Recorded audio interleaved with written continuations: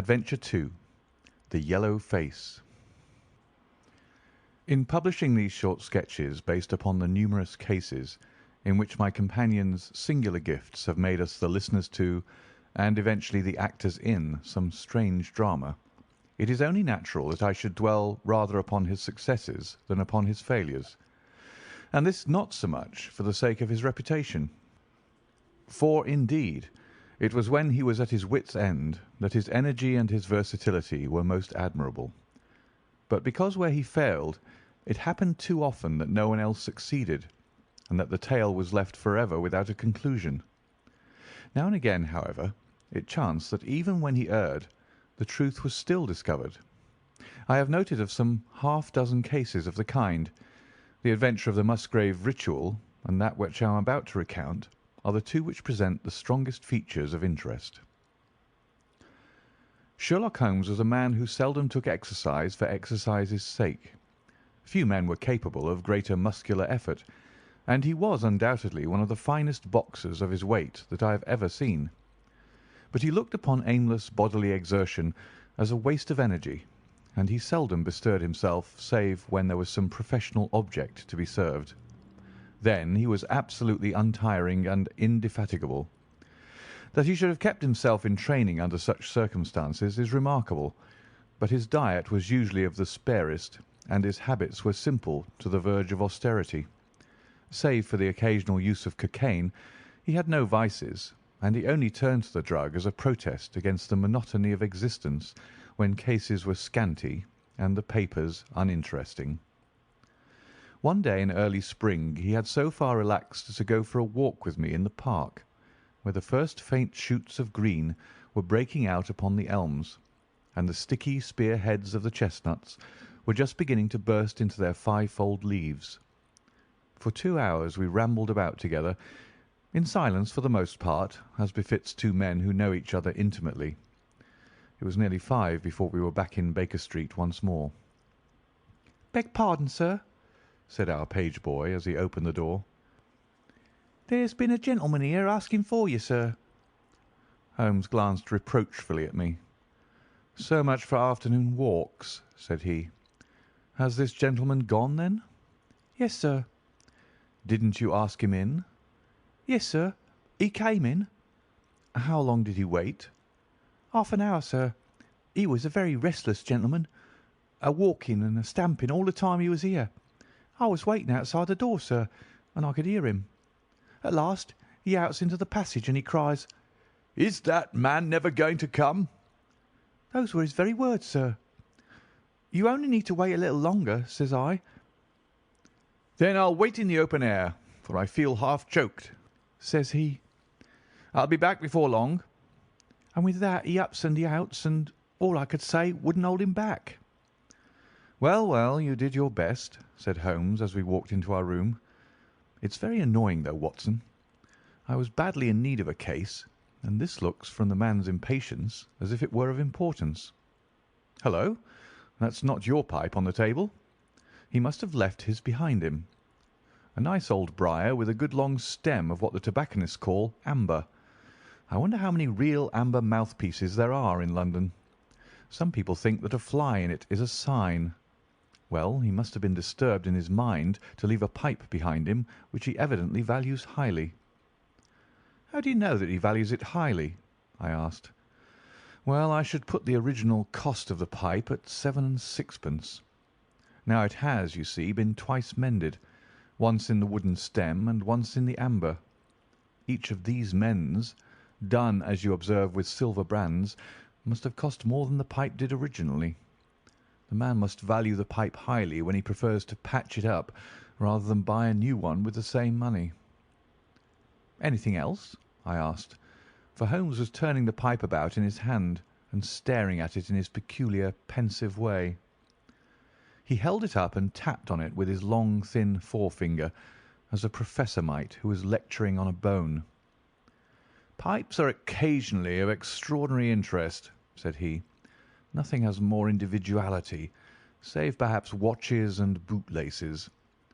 The indications here, however, are neither very marked nor very important. The owner is obviously a muscular man, left-handed with an excellent set of teeth, careless in his habits, and with no need to practise economy.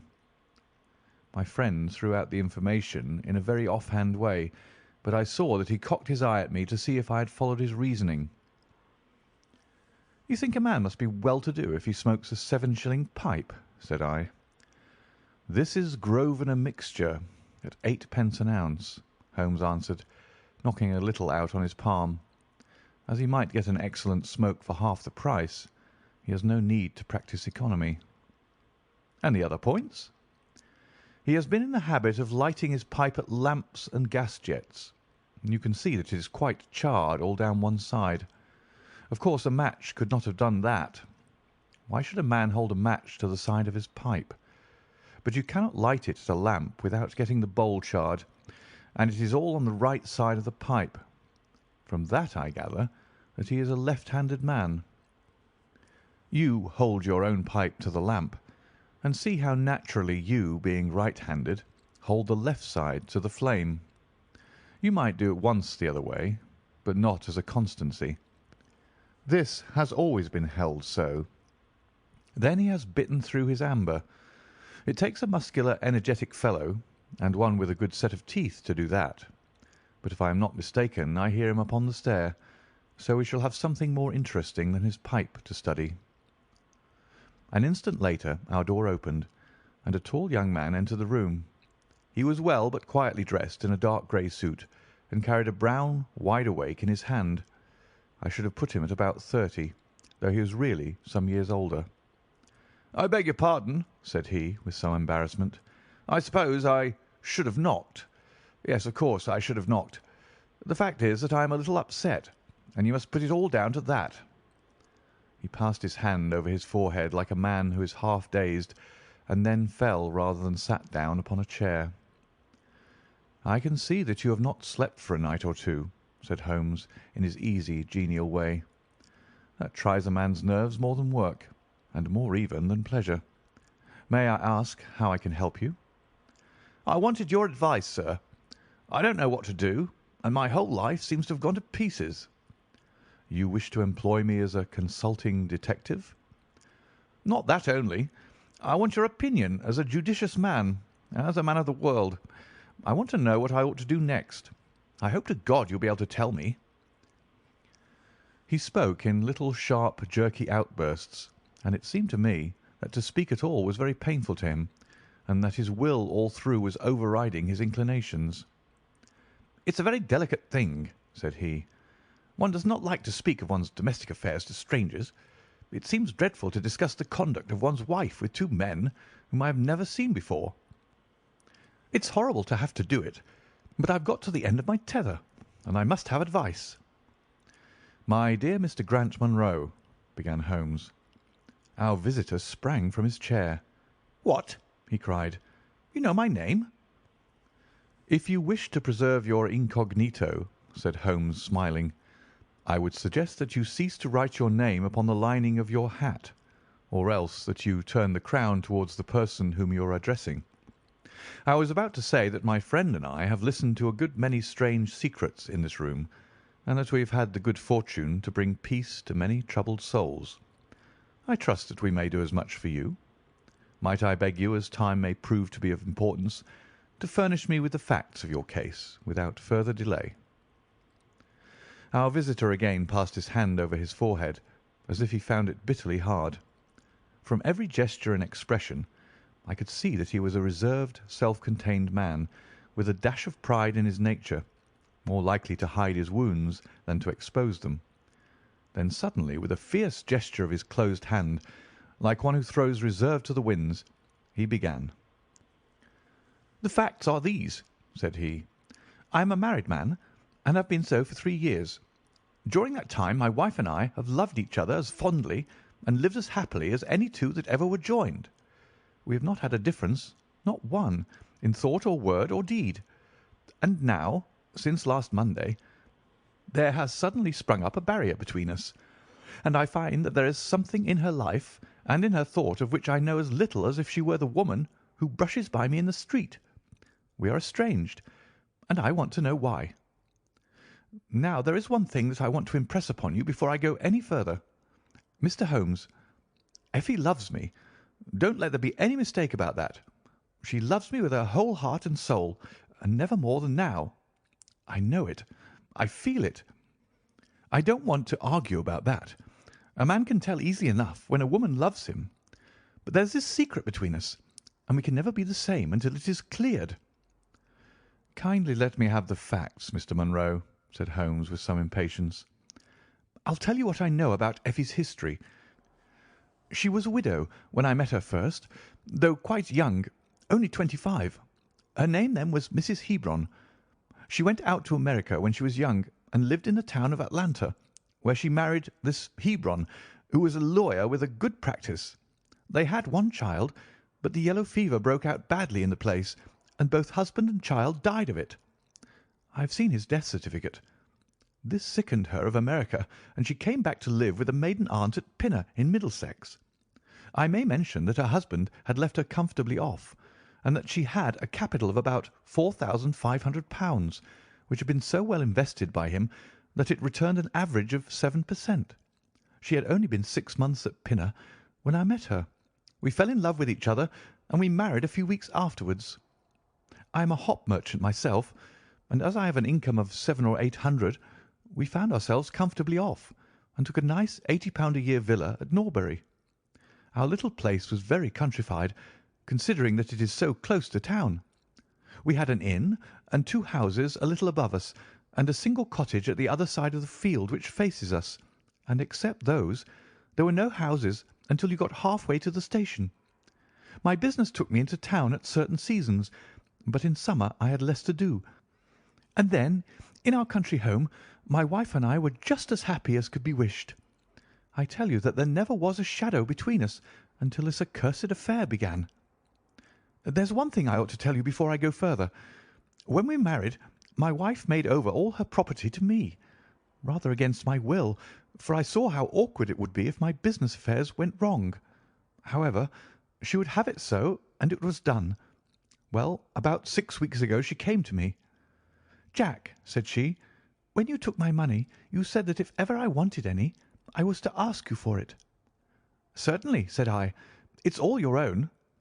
"Well," said she, "I want £100. I was a bit staggered at this, for I had imagined it was simply a new dress or something of the kind that she was after. "What on earth for?" I asked. "Oh," said she, in her playful way, "you said that you were only my banker, and bankers never ask questions, you know." "If you really mean it, of course you shall have the money," said I. "Oh, yes, I really mean it." "And you won't tell me what you want it for?" "Some day, perhaps, but not just at present, Jack." So I had to be content with that, though it was the first time that there had ever been any secret between us. I gave her a cheque, and never thought any more of the matter. It may have nothing to do with what came afterwards, but I thought it only right to mention it. Well, I told you just now that there is a cottage not far from our house. There is just a field between us, but to reach it you have to go along the road and then turn down a lane. Just beyond it is a nice little grove of Scotch firs, and I used to be very fond of strolling down there, for trees are always a neighbourly kind of thing. The cottage had been standing empty this 8 months, and it was a pity, for it was a pretty 2-storied place, with an old-fashioned porch and honeysuckle about it. I have stood many a time and thought what a neat little homestead it would make. Well, last Monday evening I was taking a stroll down that way when I met an empty van coming up the lane, and saw a pile of carpets and things lying about on the grass plot beside the porch. It was clear that the cottage had at last been let. I walked past it and wondered what sort of folk they were who had come to live so near us, and as I looked I suddenly became aware that a face was watching me out of one of the upper windows. I don't know what there was about that face, Mr. Holmes, but it seemed to send a chill right down my back. I was some little way off, so that I could not make out the features, but there was something unnatural and inhuman about the face. That was the impression that I had, and I moved quickly forwards to get a nearer view of the person who was watching me. But as I did so, the face suddenly disappeared, so suddenly that it seemed to have been plucked away into the darkness of the room. I stood for 5 minutes thinking the business over and trying to analyse my impressions.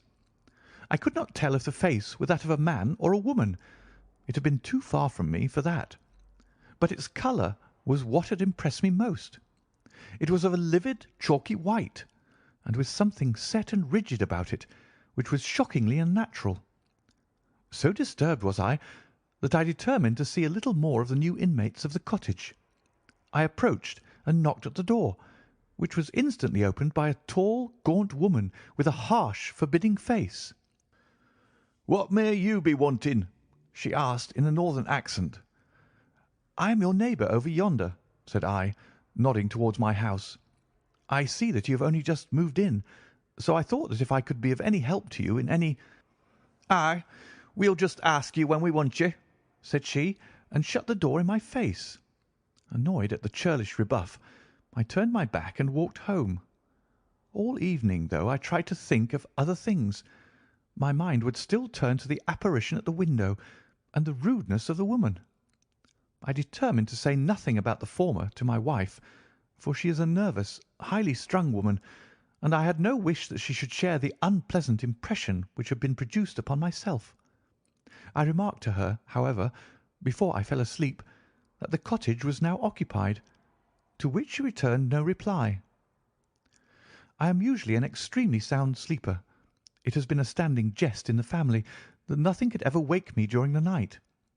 And yet somehow, on that particular night, whether it may have been the slight excitement produced by my little adventure or not, I know not, but I slept much more lightly than usual. Half in my dreams I was dimly conscious that something was going on in the room, and gradually became aware that my wife had dressed herself and was slipping on her mantle and her bonnet. My lips were parted to murmur out some sleepy words of surprise or remonstrance at this untimely preparation, when suddenly my half-opened eyes fell upon her face, illuminated by the candlelight, and astonishment held me dumb. She wore an expression such as I had never seen before, such as I should have thought her incapable of assuming. She was deadly pale and breathing fast, glancing furtively towards the bed as she fastened her mantle to see if she had disturbed me. Then, thinking that I was still asleep, she slipped noiselessly from the room, and an instant later I heard a sharp creaking which could only come from the hinges of the front door. I sat up in bed and rapped my knuckles against the rail to make certain that I was truly awake. Then I took my watch from under the pillow. It was 3 in the morning. What on this earth could my wife be doing out on the country road at 3 in the morning? I had sat for about 20 minutes turning the thing over in my mind and trying to find some possible explanation. The more I thought, the more extraordinary and inexplicable did it appear. I was still puzzling over it when I heard the door gently close again and her footsteps coming up the stairs. "Where in the world have you been, Effie?" I asked as she entered. She gave a violent start and a kind of gasping cry when I spoke, and that cry and start troubled me more than all the rest, for there was something indescribably guilty about them. My wife had always been a woman of a frank and open nature, and it gave me a chill to see her slinking into her own room and crying out and wincing when her own husband spoke to her. "You awake, Jack?" she cried with a nervous laugh. "Why, I thought that nothing could wake you." "Where have you been?" I asked more sternly. "I don't wonder that you're surprised," said she, and I could see that her fingers were trembling as she undid the fastenings of her mantle. "Why, I never remember having done such a thing in my life before. The fact is that I felt as though I were choking and had a perfect longing for a breath of fresh air. I really think that I should have fainted if I had not gone out. I stood at the door for a few minutes, and now I am quite myself again." All the time she was telling me this story, she never once looked in my direction, and her voice was quite unlike her usual tones. It was evident to me that she was saying what was false. I said nothing in reply, but turned my face to the wall, sick at heart, with my mind filled with 1,000 venomous doubts and suspicions. What was it that my wife was concealing from me? Where had she been during that strange expedition? I felt that I should have no peace until I knew, and yet I shrank from asking her again after once she had told me what was false. All the rest of the night I tossed and tumbled, framing theory after theory, each more unlikely than the last. I should have gone to the city that day, but I was too disturbed in my mind to be able to pay attention to business matters. My wife seemed to be as upset as myself, and I could see from the little questioning glances which she kept shooting at me that she understood that I disbelieved her statement, and that she was at her wits' end what to do. We hardly exchanged a word during breakfast, and immediately afterwards I went out for a walk, that I might think the matter out in the fresh morning air. I went as far as the Crystal Palace, spent an hour in the grounds, and was back in Norbury by 1 o'clock. It happened that my way took me past the cottage, and I stopped for an instant to look at the windows and to see if I could catch a glimpse of the strange face which had looked out at me on the day before. As I stood there, imagine my surprise, Mr. Holmes, when the door suddenly opened and my wife walked out. I was struck dumb with astonishment at the sight of her, but my emotions were nothing to those which showed themselves upon her face when our eyes met. She seemed for an instant to wish to shrink back inside the house again, and then, seeing how useless all concealment must be, she came forward with a very white face and frightened eyes which belied the smile upon her lips. "Ah, Jack," she said, "I have just been in to see if I can be of any assistance to our new neighbours. Why do you look at me like that, Jack? You are not angry with me?" "So," said I, "this is where you went during the night." "What do you mean?" she cried. "You came here. I am sure of it. Who are these people, that you should visit them at such an hour?" "I have not been here before." "How can you tell me what you know is false?" I cried. "Your very voice changes as you speak. When have I ever had a secret from you? I shall enter that cottage, and I shall probe the matter to the bottom." "No, no, Jack, for God's sake!" she gasped in uncontrollable emotion. Then, as I approached the door, she seized my sleeve and pulled me back with convulsive strength. "I implore you not to do this, Jack," she cried. "I swear that I will tell you everything some day, but nothing but misery can come of it if you enter that cottage." Then, as I tried to shake her off, she clung to me in a frenzy of entreaty. "Trust me, Jack," she cried. "Trust me only this once. You will never have cause to regret it. You know that I would not have a secret from you if it were not for your own sake. Our whole lives are at stake in this. If you come home with me, all will be well. If you force your way into that cottage, all is over between us." There was such an earnestness, such despair in her manner, that her words arrested me, and I stood irresolute before the door. "I will trust you on one condition, and on one condition only," said I at last. "It is that this mystery comes to an end from now. You are at liberty to preserve your secret, but you must promise me that there shall be no more nightly visits, no more doings which are kept from my knowledge. I am willing to forget those which are past if you will promise that there shall be no more in the future." "I was sure that you would trust me," she cried, with a great sigh of relief. "It shall be just as you wish. Come away. Oh, come away up to the house." Still pulling at my sleeve, she led me away from the cottage. As we went, I glanced back, and there was that yellow, livid face watching us out of the upper window. What link could there be between that creature and my wife? Or how could the coarse, rough woman whom I had seen the day before be connected with her?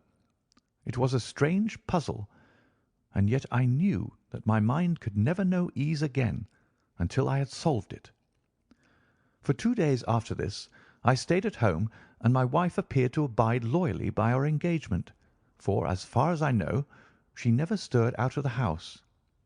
On the 3rd day, however, I had ample evidence that her solemn promise was not enough to hold her back from this secret influence which drew her away from her husband and her duty.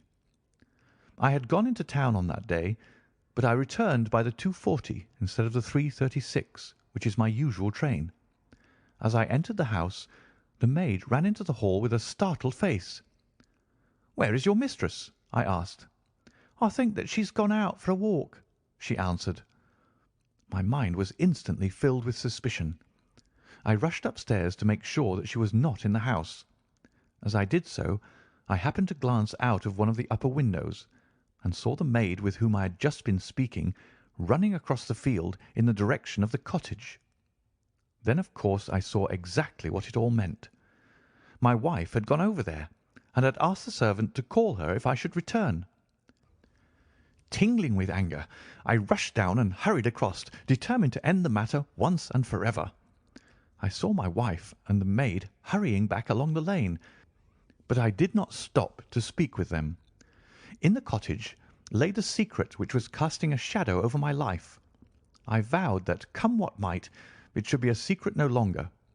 I did not even knock when I reached it, but turned the handle and rushed into the passage. It was all still and quiet upon the ground floor. In the kitchen a kettle was singing on the fire, and a large black cat lay coiled up in the basket, but there was no sign of the woman whom I had seen before. I ran into the other room, but it was equally deserted. Then I rushed up the stairs, only to find two other rooms empty and deserted at the top. There was no one at all in the whole house. The furniture and pictures were of the most common and vulgar description, save in the one chamber at the window of which I had seen the strange face. That was comfortable and elegant, and all my suspicions rose into a fierce, bitter flame when I saw that on the mantelpiece stood a copy of a full-length photograph of my wife, which had been taken at my request only 3 months ago. I stayed long enough to make certain that the house was absolutely empty. Then I left it, feeling a weight at my heart such as I had never had before. My wife came out into the hall as I entered my house, but I was too hurt and angry to speak with her, and pushing past her, I made my way into my study. She followed me, however, before I could close the door. "I am so sorry that I broke my promise, Jack," said she, "but if you knew all the circumstances, I am sure that you would forgive me." "Tell me everything, then," said I. "I cannot, Jack, I cannot," she cried. "Until you tell me who it is that has been living in that cottage, and who it is to whom you have given that photograph, there can never be any confidence between us," said I, and breaking away from her, I left the house. That was yesterday, Mr. Holmes, and I have not seen her since, nor do I know anything more about this strange business. It is the first shadow that has come between us, and it has so shaken me that I do not know what I should do for the best. Suddenly, this morning, it occurred to me that you were the man to advise me, so I have hurried to you now, and I place myself unreservedly in your hands. If there is any point which I have not made clear, pray question me about it. But above all, tell me quickly what I am to do, for this misery is more than I can bear." Holmes and I had listened with the utmost interest to this extraordinary statement, which had been delivered in the jerky, broken fashion of a man who is under the influence of extreme emotions. My companion sat silent for some time, with his chin upon his hand, lost in thought.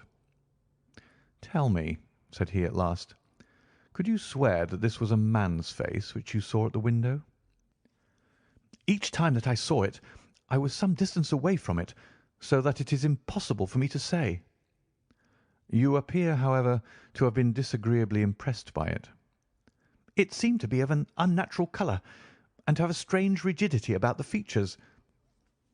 When I approached, it vanished with a jerk." "How long is it since your wife asked you for £100?" "Nearly 2 months."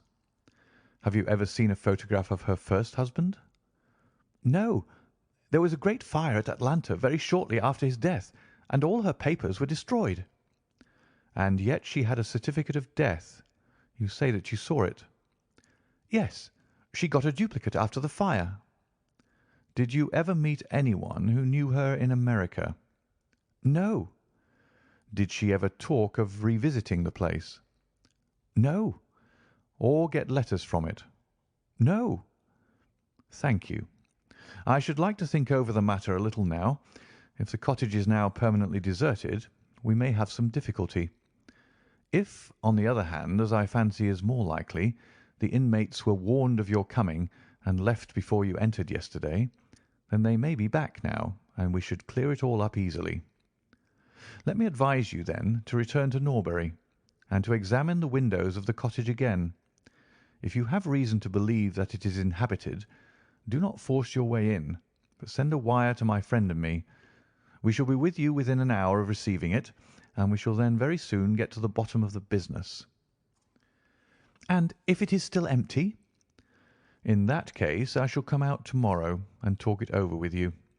Good-bye, and above all, do not fret until you know that you really have a cause for it." "I am afraid that this is a bad business, Watson," said my companion as he returned after accompanying Mr. Grant Munro to the door. "What do you make of it?" "It had an ugly sound," I answered. "Yes, there's blackmail in it, or I am much mistaken." "And who is the blackmailer?"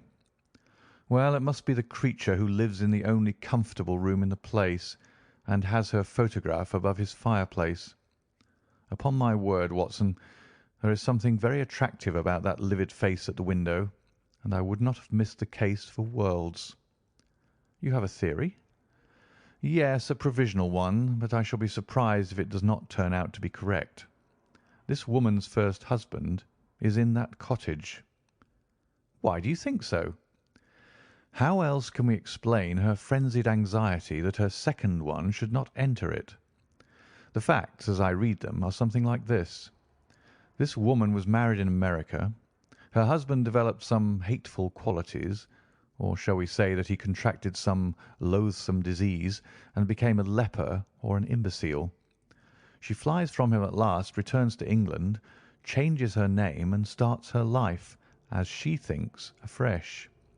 She has been married 3 years, and believes that her position is quite secure, having shown her husband the death certificate of some man whose name she has assumed, when suddenly her whereabouts is discovered by her first husband, or we may suppose by some unscrupulous woman who has attached herself to the invalid. They write to the wife and threaten to come and expose her. She asks for £100 and endeavours to buy them off. They come in spite of it, and when the husband mentions casually to the wife that there are newcomers in the cottage, she knows in some way that they are her pursuers. She waits until her husband is asleep, and then she rushes down to endeavour to persuade them to leave her in peace. Having no success, she goes again next morning, and her husband meets her, as he has told us, as she comes out.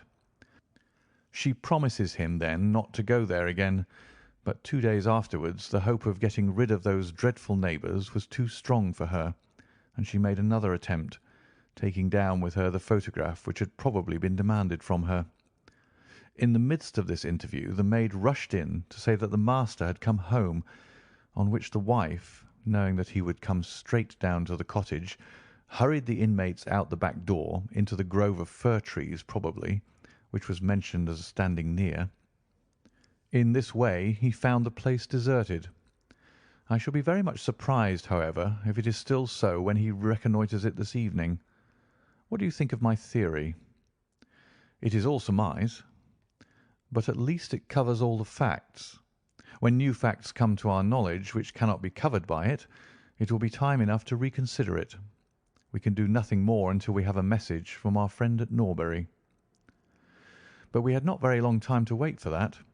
It came just as we had finished our tea.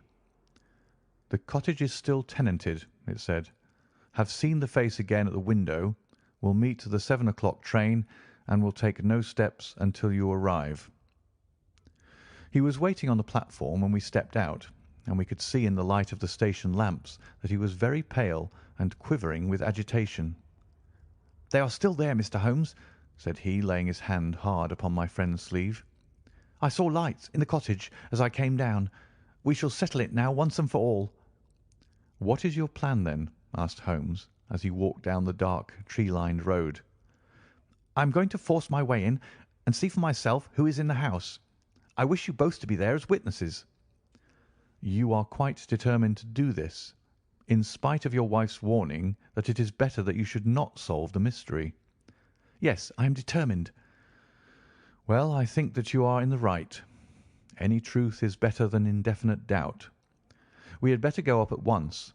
Of course, legally, we are putting ourselves hopelessly in the wrong, but I think that it is worth it." It was a very dark night, and a thin rain began to fall as we turned from the high road into a narrow lane, deeply rutted, with hedges on either side. Mr. Grant Munro pushed impatiently forward, however, and we stumbled after him as best we could. "There are the lights of my house," he murmured, pointing to a glimmer among the trees. "And here is the cottage which I am going to enter." We turned a corner in the lane as he spoke, and there was the building close beside us. A yellow bar falling across the black foreground showed that the door was not quite closed, and one window in the upper story was brightly illuminated. As we looked, we saw a dark blur moving across the blind. "There is that creature!" cried Grant Munro. "You can see for yourselves that someone is there. Now follow me, and we shall soon know all." We approached the door, but suddenly a woman appeared out of the shadow and stood in the golden track of the lamplight. I could not see her face in the darkness, but her arms were thrown out in an attitude of entreaty. "For God's sake, don't, Jack!" she cried. "I had a presentiment that you would come this evening. Think better of it, dear. Trust me again, and you will never have cause to regret it." "I have trusted you too long, Effie," he cried sternly. "Leave go of me. I must pass through. My friends and I are going to settle this matter once and for ever." He pushed her to one side, and we followed closely after him. As he threw the door open, an old woman ran out in front of him and tried to bar his passage, but he thrust her back, and an instant afterwards we were all upon the stairs. Grant Munro rushed into the lighted room at the top, and we entered at his heels. It was a cosy, well-furnished apartment, with 2 candles burning upon the table and 2 upon the mantelpiece. In the corner, stooping over a desk, there sat what appeared to be a little girl. Her face was turned away as we entered, but we could see that she was dressed in a red frock and that she had long white gloves on. As she whisked round to us, I gave a cry of surprise and horror. The face which she turned towards us was of the strangest livid tint, and the features were absolutely devoid of any expression. An instant later the mystery was explained. Holmes, with a laugh, passed his hand behind the child's ear. A mask peeled off from her countenance, and there was a little coal-black negress, with all her white teeth flashing in amusement at our amazed faces.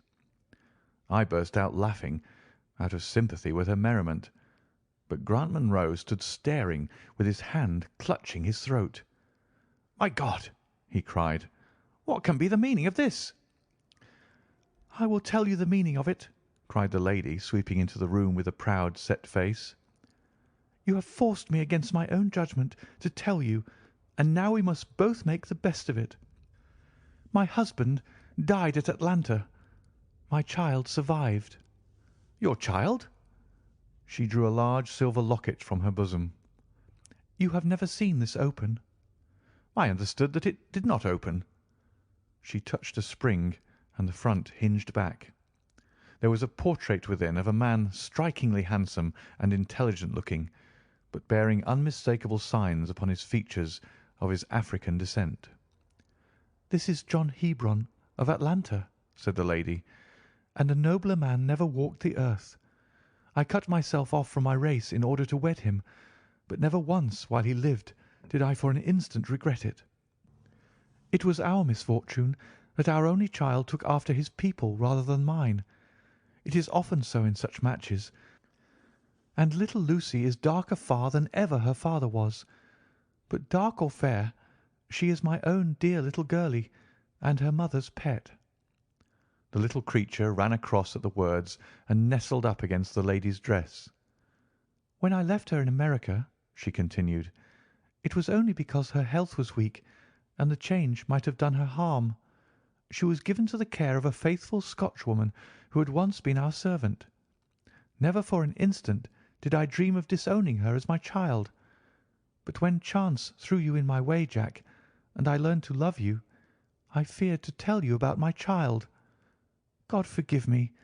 I feared that I should lose you, and I had not the courage to tell you. I had to choose between you, and in my weakness I turned away from my own little girl. For 3 years I have kept her existence a secret from you, but I heard from the nurse, and I knew that all was well with her. At last, however, there came an overwhelming desire to see the child once more. I struggled against it, but in vain. Though I knew the danger, I determined to have the child over, if it were but for a few weeks.